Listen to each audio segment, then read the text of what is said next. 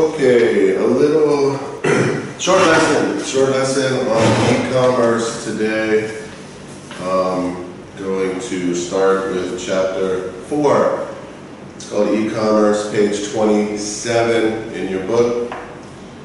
A quote from Bill Gates. I almost feel like we saw this quote before. It's kind of lazy. It was also for chapter 2.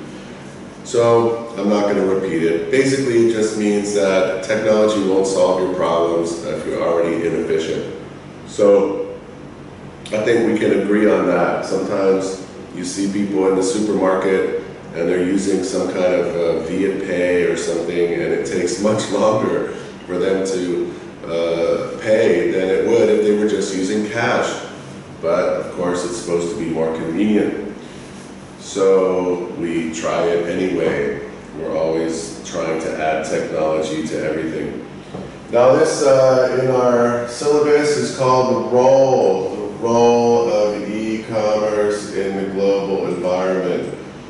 The role is to facilitate expansion and to improve marketing performance. So those are the main things, but there are others. So that's what I'm going to talk about today. Hopefully by next week we'll be able to start with marketing at the beginning of the week. This is a really good website. I think this is helpful, so I'm going to use this today. International E-Commerce, a comprehensive guide. I will put the link on the what's it called? Classroom. Okay, so let's start with our book. Global business has grown, is a better word, because of the developments in transport and communication systems throughout the world. Technologies today have created a business environment with secure payment systems, around-the-clock access to online shopping, and the digital distribution of products. This book is 5 years old. It's very old relative to what's happening now. Currency conversions are automated in many cases, and languages can be translated more and more. And payments and communications are protected by encryption, which is the same thing as secure payment systems. But as we know, this book is written terribly. So in this case, it's just another glitchy thing. They repeat themselves so many times. Technology has created new industries and business opportunities for global expansion. Specialized technologies such as nanotechnology and biotechnology, totally unrelated to the topic we're talking about. Technology enables people and companies to provide their goods and services around the world.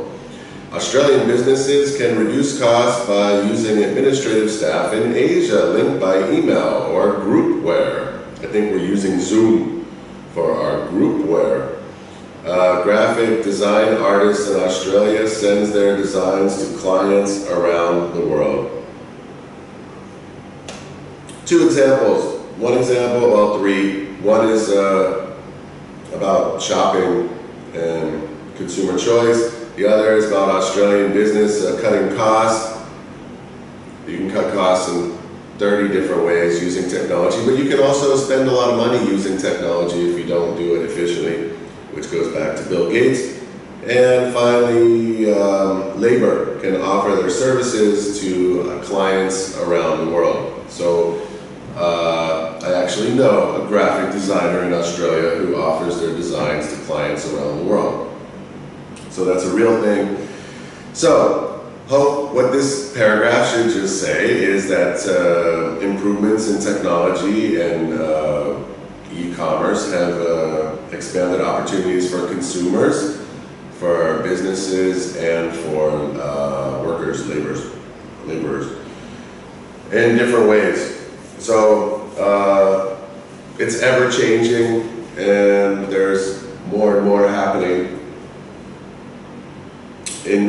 on the scene every day. As you know, we're subject to new apps, and eventually we adapt to them. We start to use online ordering for food, whereas before maybe it wasn't as easy, so now we do it. So I'm going to go through this guide. I like it. I'm going to go through part of it, but first let me just cover a little bit of our book, and let's make some definitions. So we have e-commerce, which is actually buying and selling, and then we have e-business, which is also concerned with business relationships, supply chains, interaction between the branches of the business. So it's not really selling things, but it's logistical and administrative.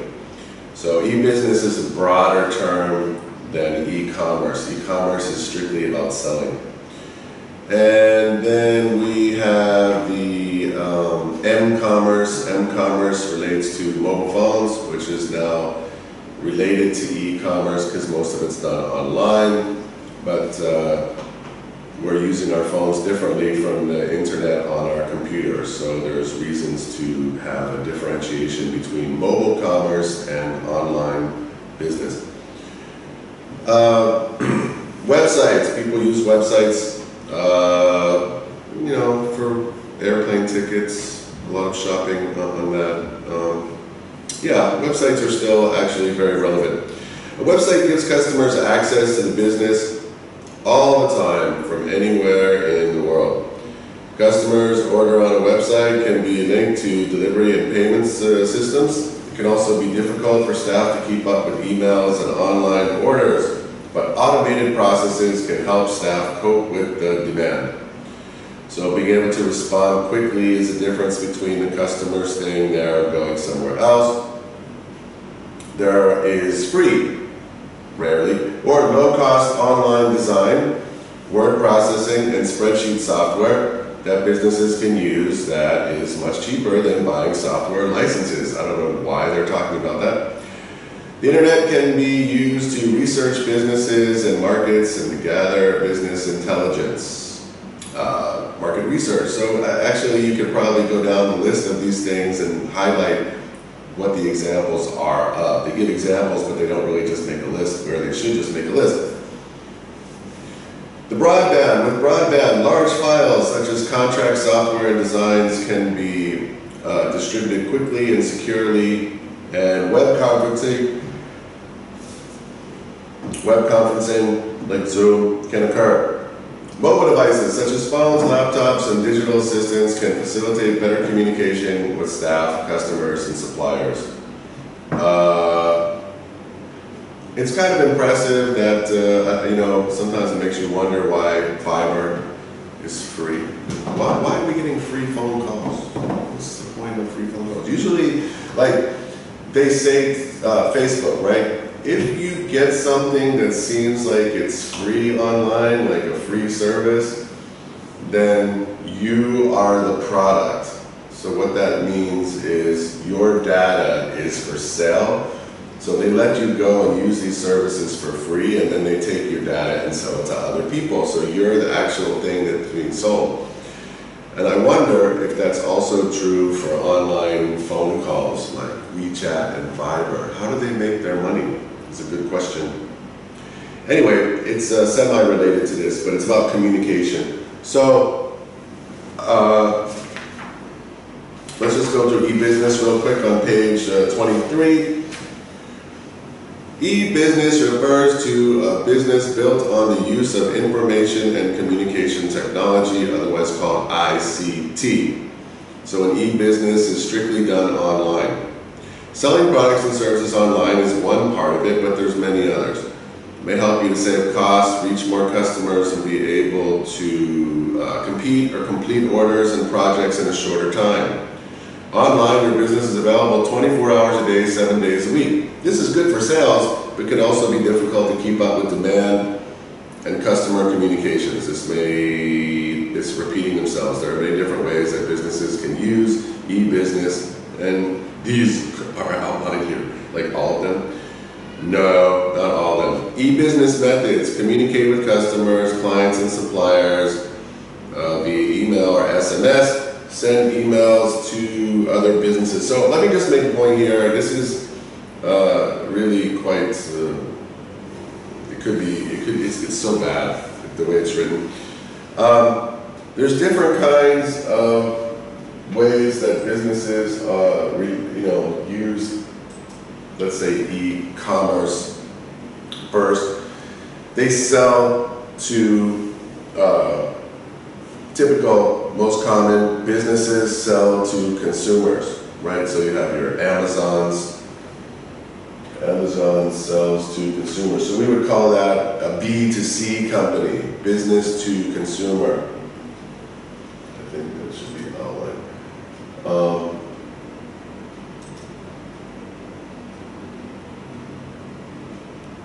I had a nice little thing about that.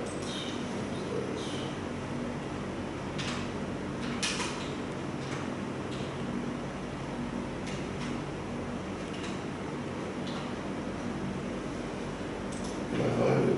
No, I gotta find it.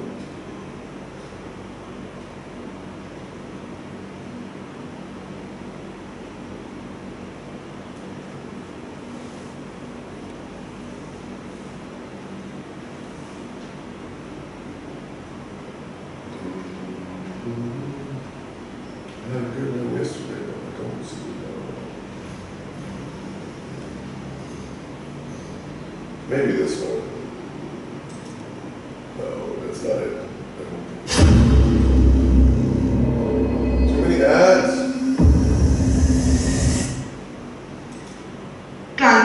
Yes, ma'am. Actually, with the customer and where there is. No, it's terrible. But we can look at least look at the letters here and look and compare them. So, business to consumer is Amazon style, and that's when you go and you order something from Shopee. It's very common. And then now we can imagine maybe some of the other ones here. B2B, so that's business to business. It's for wholesaling.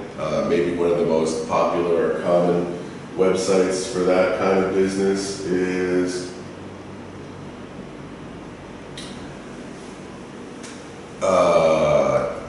which one is that? Oh, Alibaba, sorry. Alibaba. They sell wholesale to businesses, a very popular Chinese company.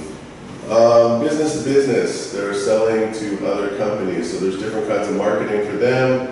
Here we have customer to customer. Let's look at that one first. That's eBay in many cases, right? We have a consumer to consumer, someone who wants to sell something that they don't need anymore, or it's an antique or something that they want to sell, like secondhand or whatever. Consumer to consumer, eBay would be a good example for that. And then we have customer to business. And if you think about that, it's like, I think it's saying customer, but really it's like someone who's got a small business.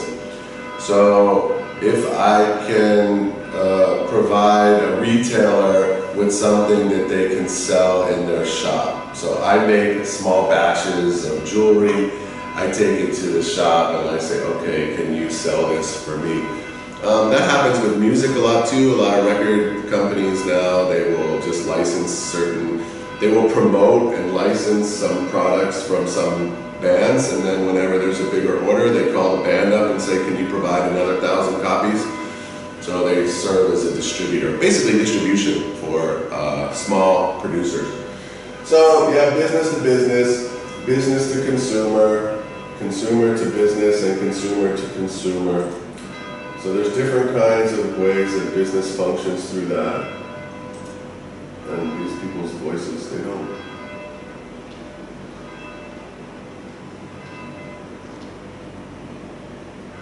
So we can see a couple differences here, hopefully.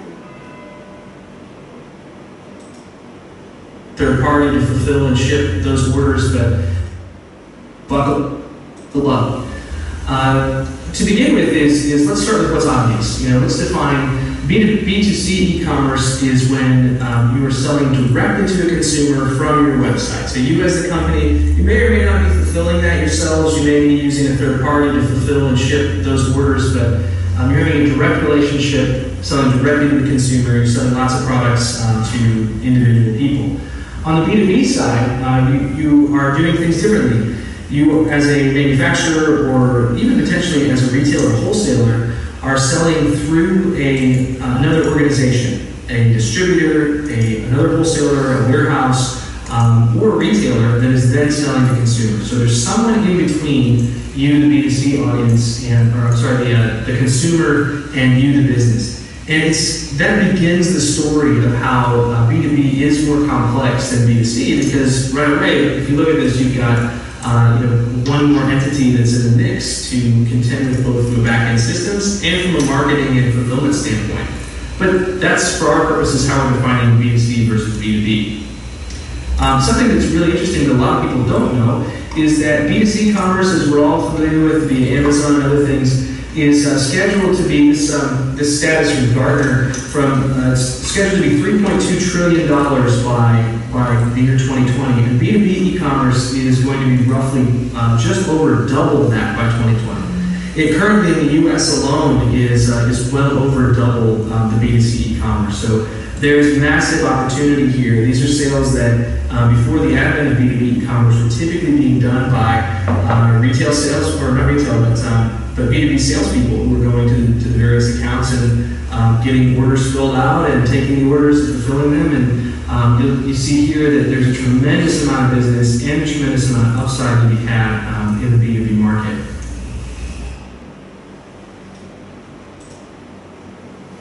Okay, basically what we're seeing there is that supply chains are dominating the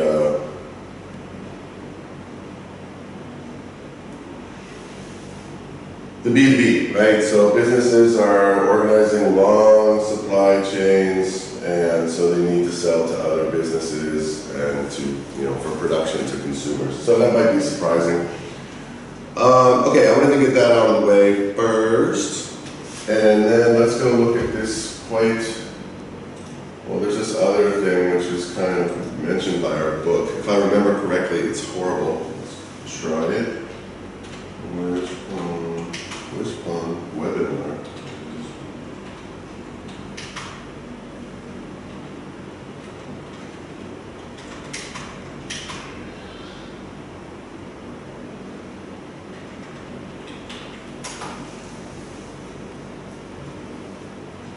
Yeah, I don't think you want to spend 54 minutes on this thing. It's pretty long. Was looking at their mobile phone, maybe they're searching online, but they're trying to. And the sound is incredibly bad. There may be some good notes in here that you can use. Again, if you look at the date on this, it's 2012. So, the guy who made this book is way behind. So, I don't believe that this is relevant anymore. This is good though, this is good. I'm gonna share this link with you. Okay, International E-Commerce, a comprehensive guide. First, they give some basic background information about how much commerce is going on, how many billions of dollars, whatever. All right, so it's increasing, right? So estimated e-commerce sales as a percentage of total retail sales. So it's gone from, in 10 years, it's doubled, more than doubled the amount of e-commerce as a percentage of the market, all market sales. India definitely is improved. As well, Indian Chinese shoppers account for a lot of the new e-commerce. What is international e-commerce? This is for you to read. I'm not going to go through all of that. So 4 areas, this part is interesting. 4 areas to investigate before international expansion. So you can use online resources to consider the operations, the resources that are available in the target country. You can consider what the supply and demand is going to be, especially with the online presence of that country.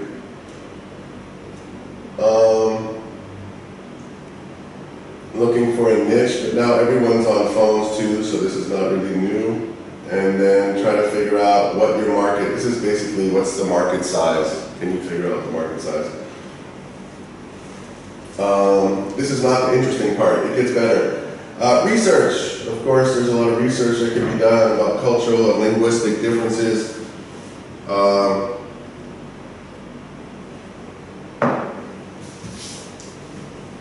Is there a time period where something like Vietnam would not be successful? I think it has enough pictures of the food and dishes that people are comfortable with it. If it just had menus in there and you would pick off the menu, I think people would not feel comfortable with it. In certain countries like Vietnam, people typically want to see the food before they order it. So you need to take into account some cultural differences that come into play when you're going into a new market and customer behavior is different. They might not trust online commerce, but it's gotten better. It's gotten better. More people might be available. Like before, I think there's still some people who pay on delivery, right? We still pay on delivery in Vietnam. It used to be that people were a little bit nervous to order. They wanted to touch the product before they put money in the hand of the person who was selling it. Now, companies offer return policies much more easily, although it's not always easy, as we found out recently, me and my wife. But if you're able to return things, then you don't feel so bad about the money, sending the money before you get the products. So the evolution of e-commerce is followed with the evolution of the trust of the customers in it. And each country has, different levels of trust.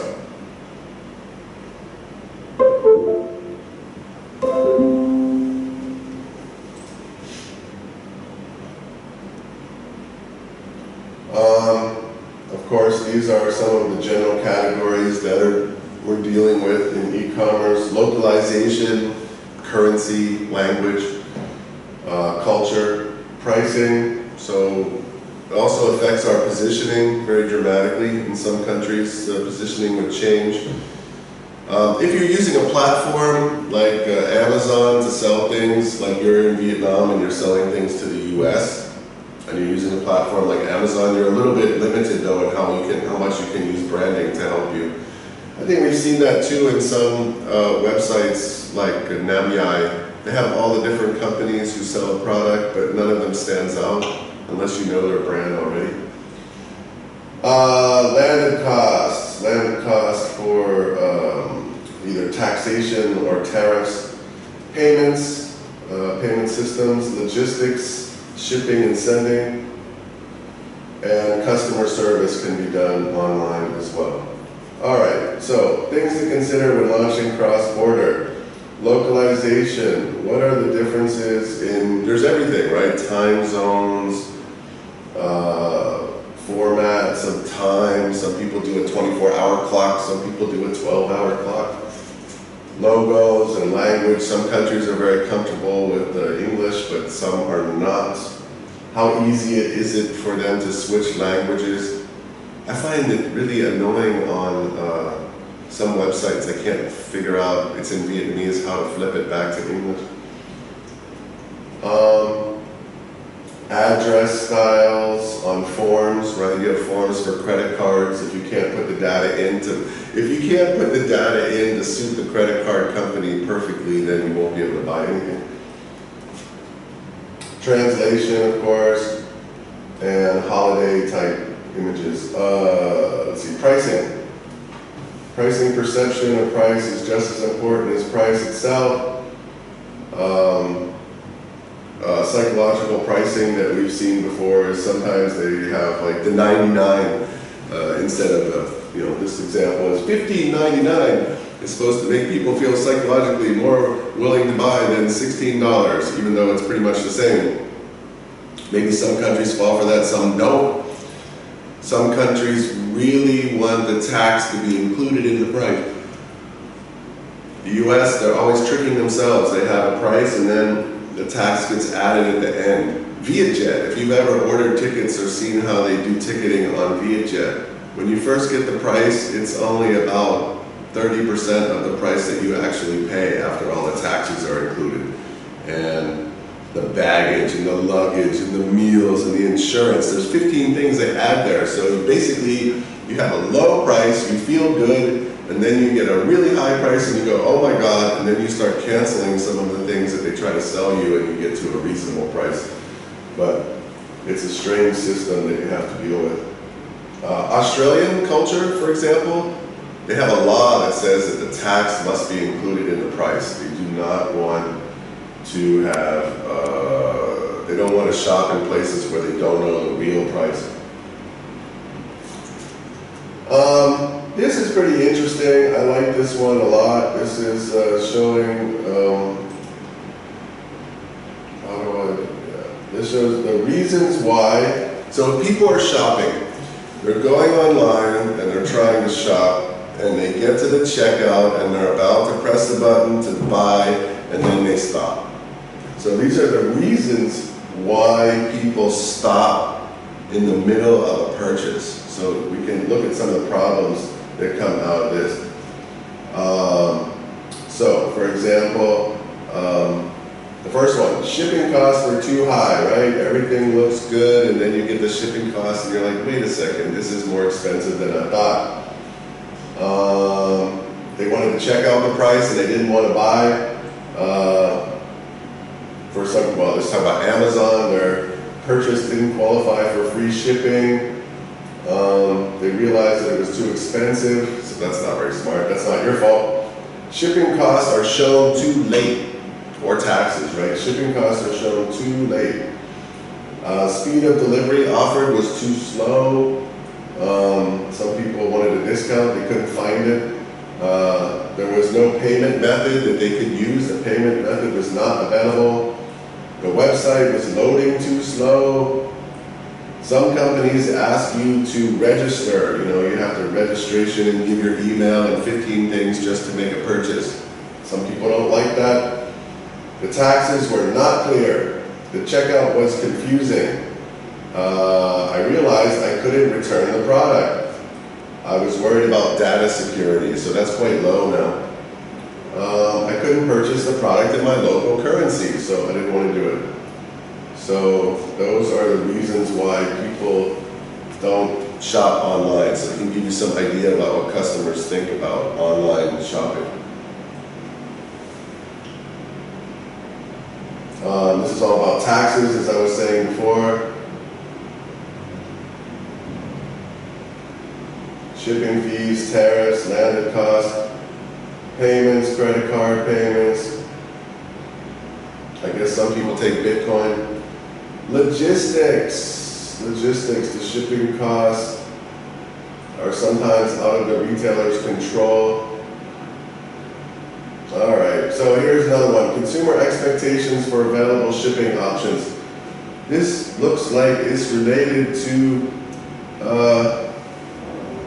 American consumers a lot, in the sense that so many of them care about free shipping, which is, you know, you can raise your price and give free shipping, I guess. Express, which is too fast. You know, overnight shipping, 24%. 50% of the people are okay with standard shipping, so I guess that's good.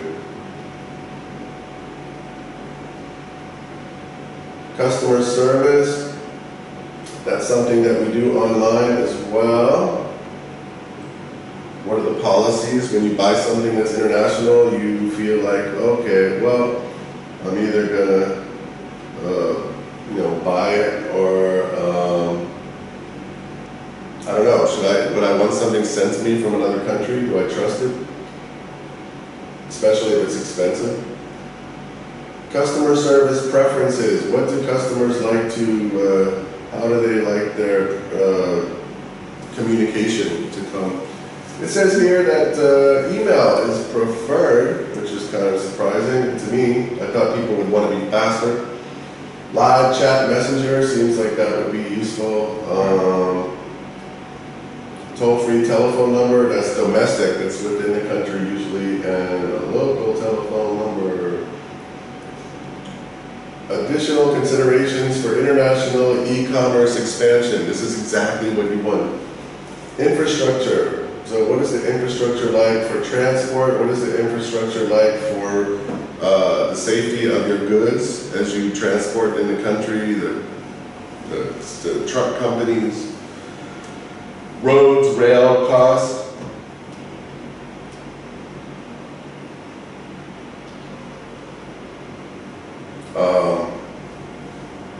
Rakuten, the company, Japanese company, is made to help Japanese consumers be able to buy products from Amazon and be able to ship them to Japan. Data security, people care about that a lot. Legal regulations about what is, some products are banned in certain countries.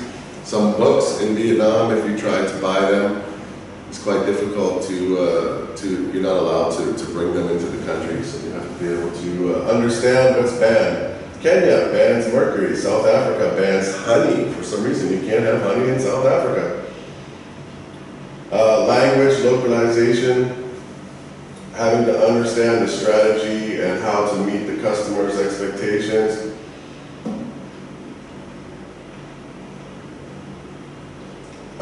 Then we go into m-commerce a little bit. What are the international e-commerce purchases that are done on smartphones?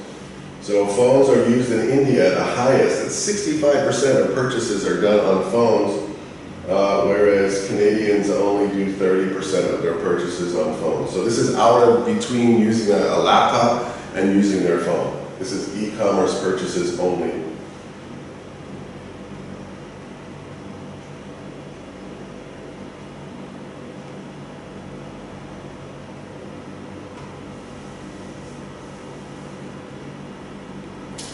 Here it's talking about a comparison between Belgium and the Netherlands. It says foreign companies have higher market penetration, market share in Belgium than in Holland, Netherlands, for example, because traditional Belgian retailers were very slow to offer e-commerce and to sell online. So they got beat out by competitors by being slow.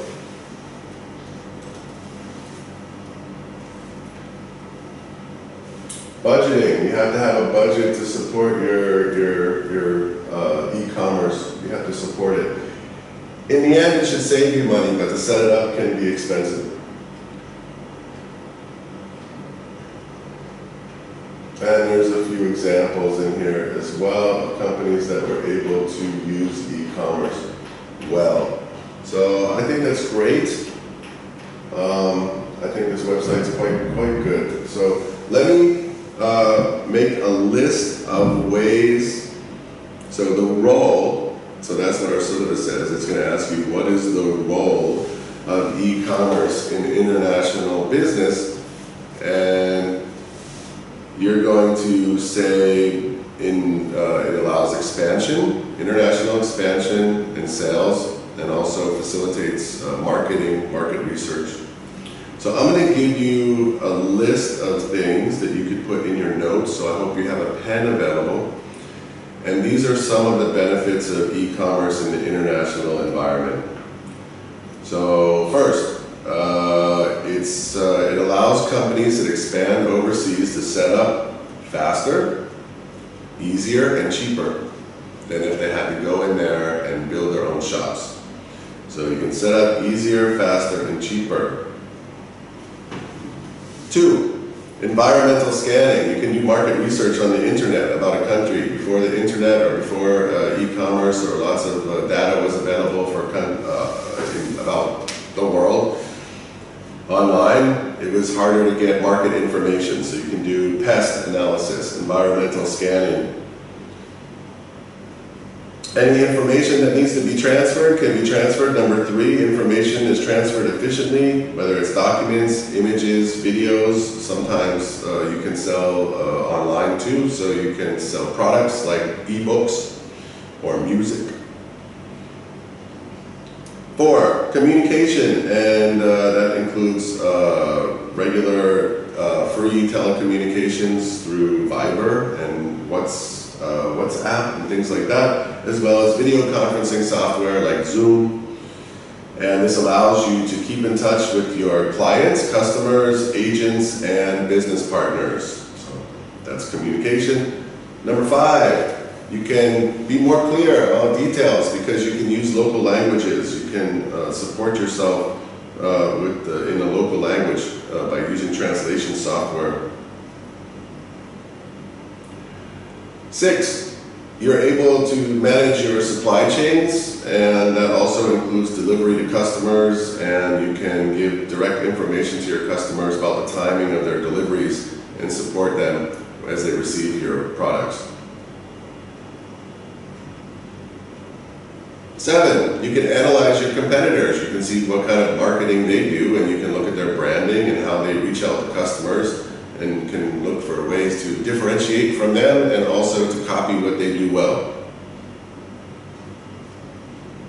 8, branding. You can build your brand before you arrive, and then you can support it. So you can introduce your brand and your service into the market to test it out before you even get there. I think I'm on number 9. You're able to get money coming in through secure payment services like credit cards or PayPal or even Bitcoin that allows you to bring money in from overseas without having to actually, it goes past the government. And I think those are all the benefits, and one of the reasons why it's possible is that more people buy and sell online. They're more comfortable with it. So they're being supported, and banks are not charging people if there's fraud involved, and it's helping people to feel more secure about putting their information online. So all of these things facilitate e-commerce. I'll talk about this maybe for another 15 minutes or so when we get together again. Have a nice weekend. I'm going to assign some homework questions, and I think I scheduled a meeting today this afternoon, so hopefully I'll talk to you then. All right? Have a great weekend.